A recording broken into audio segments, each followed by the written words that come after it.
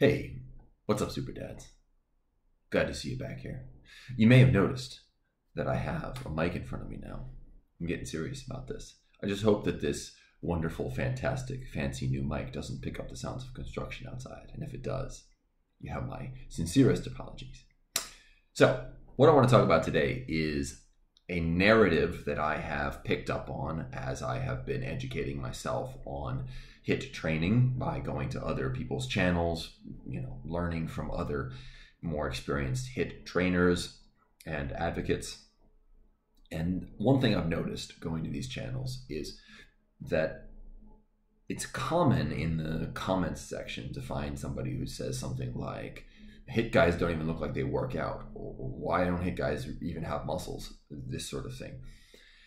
And it's not just comments sections. I've also heard the same thing echoed by large, very successful natural bodybuilding YouTubers.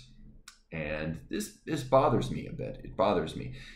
But as with most things that bother you, often there is a kernel of truth, and that's why it bothers you. So there is a kernel of truth to this, which is why the narrative has stuck around and why you see this all over the place. You take a researcher, somebody who's a very big advocate of HIIT training, someone like James Steele, and he doesn't look like your traditional lifter. He's not very muscular. And there are a lot of examples like this. Owners of personal training gyms that do HIIT style training who don't really look like personal trainers are expected to look. So there's a kernel of truth to this. But I want to break it apart a little bit and explore, and hopefully I can present an argument here that shows why this narrative is faulty, and perhaps why it even shows precisely the opposite thing that those who are pushing it think that it shows. Before we start, I want to just say that there are obvious counterexamples to this narrative. I mean, the famous bodybuilders who used HIIT were, famous bodybuilders for a reason. But even nowadays, you've got guys like Jay Vincent, who I know is on TRT, and I don't think that necessarily invalidates the results that he's gotten. Obviously, he looks great. But you also have people like Mr. America Hart, who has a great channel that's largely dedicated to HIIT style training, and he's interviewed other natural bodybuilders, and they have gotten great results. I may not be a professional bodybuilder in terms of my physique, but I am happy with where my physique is currently, and knowing that where I came from, and that's very important and a point we'll touch on later on. But knowing where I came from, I'm very happy with where my physique is right now, knowing how much work I had to put in and knowing what kind of results I've gotten from HIIT compared to other approaches. I'm very happy with it. I'm not going to blow the doors off any competitions or anything like that. But, I look good. I like the way I look. All right. So there are counterexamples, but I don't even think that's the best way to push back against this narrative, because there are so many examples of people who are look big, look great, who do a higher volume style, more traditional approach, that it's pretty hard to say like, well, we have our own guys that look great who do HIIT, and they say, well, we have more of them. There are obvious reasons for that. I don't want to get into that in this video. What I do want to get into is the kind of storytelling that needs to go into driving a narrative that HIIT guys aren't even muscular, therefore HIIT doesn't work. Okay, there are two possible stories that you could tell yourself, at least two that come to my mind, the two most obvious stories you could tell yourself that would go from the premise that HIIT guys aren't muscular to the conclusion that HIIT doesn't work. Okay, here is the first story, and this is the story that the people pushing this narrative seem to have subscribed to. This story goes something like this. Once upon a time, a child is born into a world where everyone around them is preaching multiple sets, typically 3 to 5 sets, anywhere from 5 to 20 repetitions per set, maybe 5 to 30 more recently. And this is the sort of water that they swim in. Everyone and their mom is saying, this is what you need to do to get in shape and build muscle. And despite this environment, despite every professional certification program, the International Sports Science and the NISM and all of the other ones that do personal training certs or conditioning and sports conditioning certs, all the certs, they all push the same narrative, right? And despite the fact that most YouTube channels have this narrative, despite all of this, this person somehow gets attached to HIIT training, somehow discovers HIIT training, okay, against the odds, and they try it. And it doesn't build that much muscle. Maybe they get stronger, but they don't look a whole lot better, right? The people in the videos don't look like they built that much muscle. And despite that, despite the fact that doing HIIT training doesn't seem to be building all that much muscle, they irrationally ignore what everyone else is saying, the sort of common wisdom that permeates the world in which they live. They ignore it and they stick with HIIT despite the suboptimal results they're getting. And not only do they stick with it, but they become advocates for it, and they create YouTube channels and they preach about it and they conduct research that shows how effective it is, despite the fact that it hasn't given them great effects. Now, in this story, our main character is highly irrational. Not only highly irrational, but also living a very improbable existence. Okay, this is the story of those who push the narrative that HIIT people don't have muscles.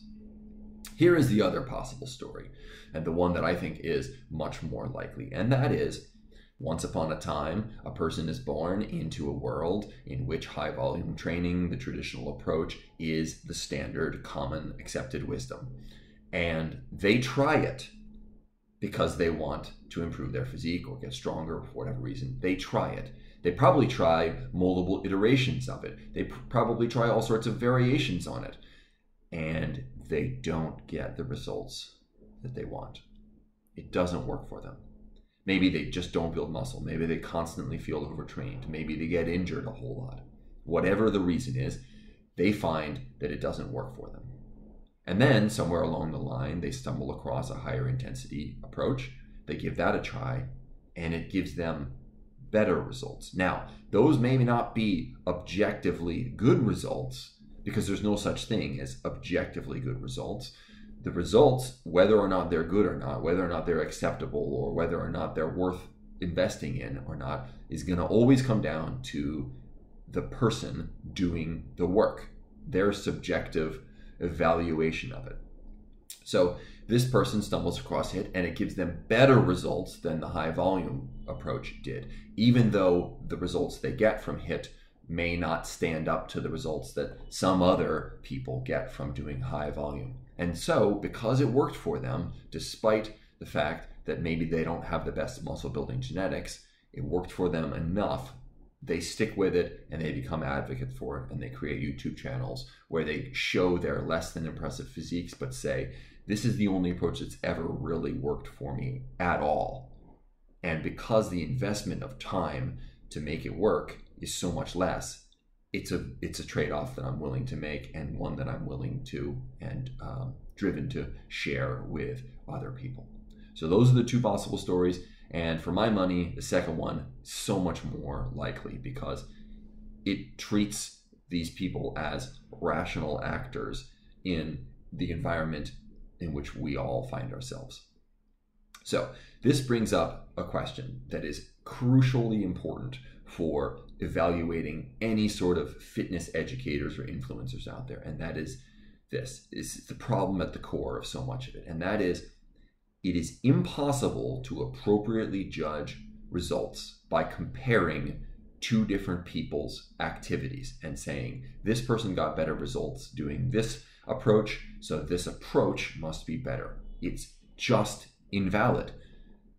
Two different people means two different sets of genetics, means two different sets of lifestyle factors. There is so much that is distinct about two individuals that you just cannot draw any conclusions from comparing their results and their approaches. The only way to really get, to appropriately draw any conclusions about what approach works versus doesn't is to try both of them yourself and see which one works better for you, given your genetic and lifestyle factors. That's it. That's the only way.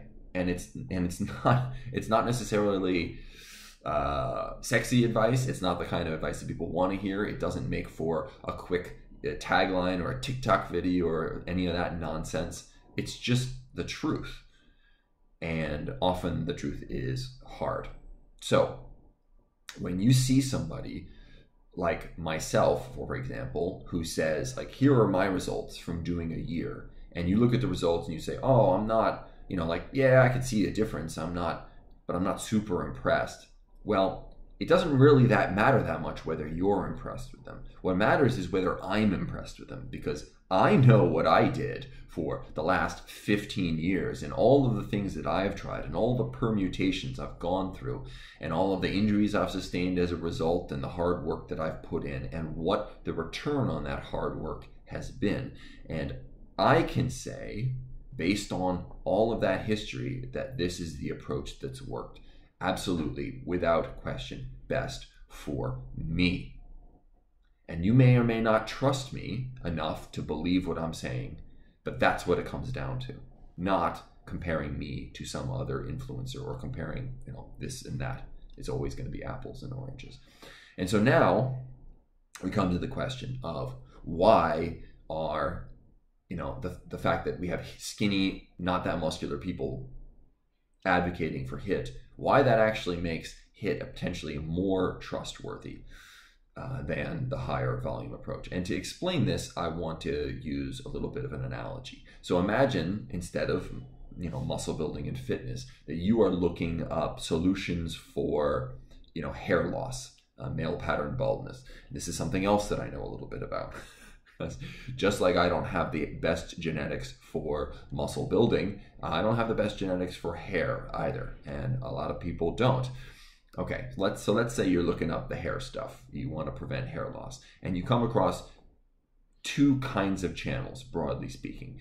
One kind of channel has guys who have just gorgeous hair. You know that hair that I'm talking about? It's like shiny and thick, and oh man, it's just amazing. And on these channels, you hear the guys talking about, yes, well, to have this fine head of hair, all I do is rub olive oil on my scalp every day, right? This sort of thing. Whatever their solution is. And the other, broadly speaking, set of channels that you come across are people who don't have a good head of hair, who are patchy and thinning and all these sorts of things, and they are saying, look, these are the medications, these are the treatments that I've used, and I've seen some hair come back, or it stopped my hair loss, or like this sort of kind of influencer or information provider.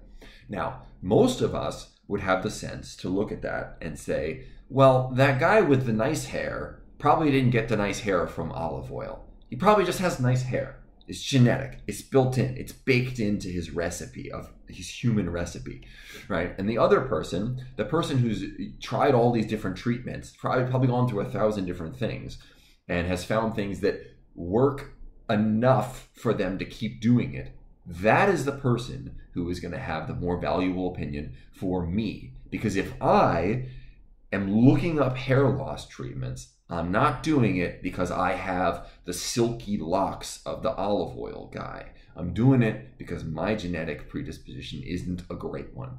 Okay, so let's go back to fitness now. You look at the high volume guys, and a lot of them are guys who would succeed no matter what they did, no matter what. In fact, they would probably be muscular even if they didn't do anything.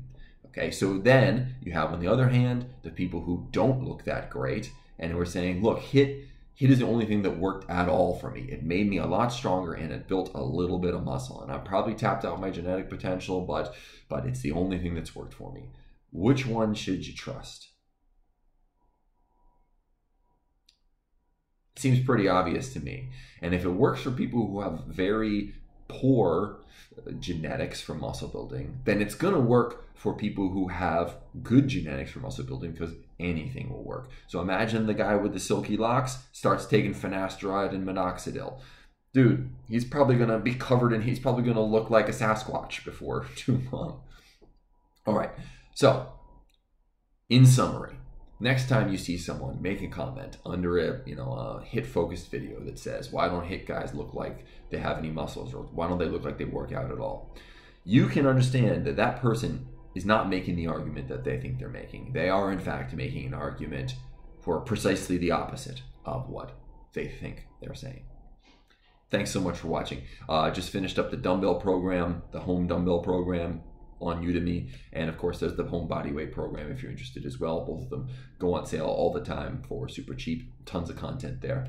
And if you're ever interested, in asking any questions or anything like that, of course you got the comments below, or you can shoot me an email. I really appreciate the time you spent on this, watching my little rant here. So be well, everybody, and I'll see you next time.